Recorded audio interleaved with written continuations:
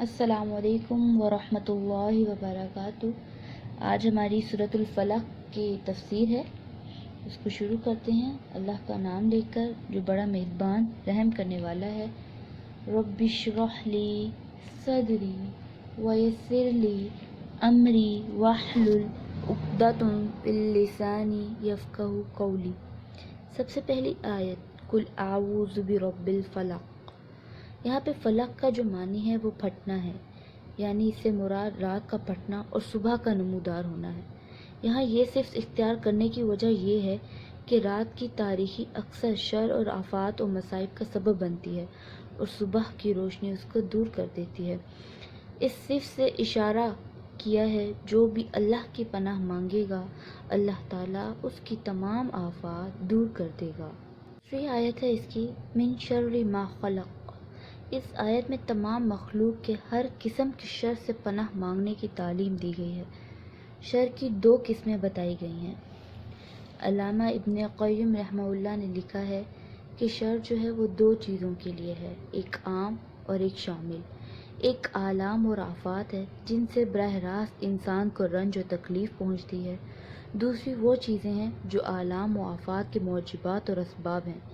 اس دوسری قسم میں کفر اور شرک تمام قسم کی چیزیں شامل ہو جاتی ہیں۔ روحانی اور جسمانی ہے، روحانی عقائد کا شر ہے، بری باتوں کی طرف میلان ہے، جسمانی شر ہے، مثلا خسارہ مال ہے۔ تیسری آیت ہے وَمِن شَرِّ غاسق اذا وقب۔ اس آیت مبارکہ میں تمام مخلوق کے شر سے پناہ مانگنے کا حکم دینے کے بعد تین چیزوں کا ذکر کر کے خصوصی طور پر ان کے شر سے پناہ مانگنے کا حکم دیا گیا ہے، کیونکہ اکثر آفات و مصائب کا سبب یہی چیزیں بنتی ہیں۔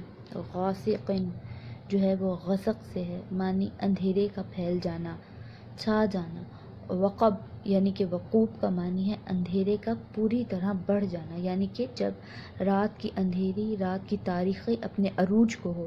اس کا مقصد یہ ہے کہ رات سے پناہ مانگنا ہے جب اس کی اندھیری پوری طرح چھا جائے رات کے اندھیرے سے۔ اس لیے خصوصی طور پر پناہ مانگی گئی ہے، کیونکہ یہ وقت ایسا وقت ہوتا ہے جس میں جنات، شیاطین، موذی جانور، حشرات الارض، چوروں، ڈاکوؤں کے پھیلنے اور دشمنوں کے حملہ کرنے کا وقت ہوتا ہے۔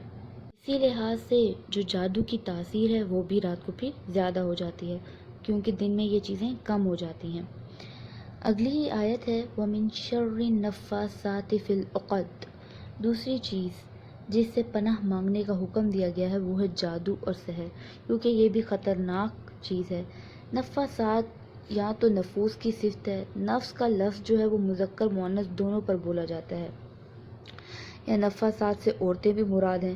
پھر عورتوں کو خصوصی طور پر یہاں پہ ذکر کرنے کی ایک وجہ یہ ہے کہ آپ صلی اللہ علیہ وسلم پر جس کافر نے سحر کیا تھا وہ لبید تھا، اس کی بعض روایات میں آتا ہے کہ اس کی لڑکیوں نے یعنی کہ اس کی بچیوں نے یہ جو ہے سحر کیا تھا، اس لیے اس طرف نفاسات کا لفظ بول کر مؤنث کی طرف اس کو خاص کر دیا گیا۔ چونکہ جادو کی وجہ جو ہے وہ کم عقلی ہے، حسد ہوتے ہیں، اور یہ چیزیں عورتوں میں جو ہے نا وہ زیادہ پائی جاتی ہیں مردوں کی نسبت۔ یہی وجہ ہے کہ جادو زیادہ تر عورتیں ہی کرتی ہیں، اس لیے یہاں پہ نفاسات مؤنث کا صیغہ ہے اور اسی طرف منسوب کیا گیا ہے۔ جادو سے پناہ مانگنے کی خصوصی طور پر ذکر کرنے کی دو وجہ ہو سکتی ہیں۔ ایک وجہ تو یہ ہے کہ سورت کے نزول کا سبب ہی یہی ہے۔ اس کا دوسری وجہ یہ ہے کہ اس کا جو شر اور ضر ہے یعنی کہ تکلیف ہے بہت زیادہ ہے، کیونکہ انسان کو اس کی خبر ہی نہیں ہوتی اور وہ بے خبری میں بیماری سمجھ کر علاج کرتا رہتا ہے اور تکلیف بڑھتی جاتی ہے۔ حقیقتاً ہوتا ایسا ہے کہ جب تک ہمیں بیماری کی جڑ کا علم نہ ہو جائے تب تک ہم ہر طرح کا علاج کروا لیں بے اثر ہی رہتا ہے۔ اس لیے ہر بیماری کے علاج کے لیے اس کی جڑ، اس کی نوعیت کا معلوم ہونا بہت ضروری ہوتا ہے۔ سب سے آخری آیت ہے وَمِن شَرِّ حَاسِدٍ إِذَا حَسَدَ۔ تیسری چیز جس سے پناہ مانگنے کا خصوصی طور پر ذکر کیا گیا ہے وہ ہے حسد۔ اس کی تخصیص کی وجہ یہ ہے کہ عام طور پر جادو اسی حسد کی بنا پر ہی کیا جاتا ہے۔ آپ صلی اللہ علیہ وآلہ وسلم پر جو جادو کیا گیا تھا اس کی وجہ بھی صرف حسد ہی تھی۔ یہود و منافقین آپ صلی اللہ علیہ وآلہ وسلم اور مسلمانوں کی ترقی کو دیکھ کر جلتے تھے، ظاہری طور پر تو وہ جنگ و قتال کرتے تھے لیکن غلبہ نہ حاصل کر پاتے تھے، اس لیے وہ آپ صلی اللہ علیہ وسلم سے حسد کرتے تھے اور اس کی آگ میں جلتے تھے۔ آپ صلی اللہ علیہ وسلم کے حاسد بے شمار تھے، اس لیے خصوصی طور پر حسد سے بھی پناہ مانگنے کا حکم دیا گیا ہے۔ نیز حاسد کا حسد اس کو چین سے نہیں بیٹھنے دیتا، وہ ہر وقت اس کو نقصان پہنچانے کی فکر میں رہتا ہے، اسی لیے یہ بہت تکلیف والی بات ہے۔ اصل میں حسد کی جو تعریف کی گئی ہے وہ یہ ہے کہ ایسی چیز دوسروں کو دیکھ کر، دوسروں کی نعمت اور راحت کو دیکھ کر جلنا اور یہ چاہنا کہ یہ نعمت اس سے زائل ہو جائے چاہے اس کو بھی نہ حاصل ہو، یہ حسد کبیرہ گناہ اور حرام ہے۔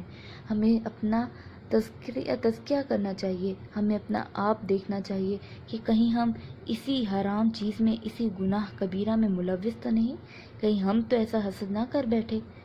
حسد کرنے کا نتیجہ کیا ہوتا ہے؟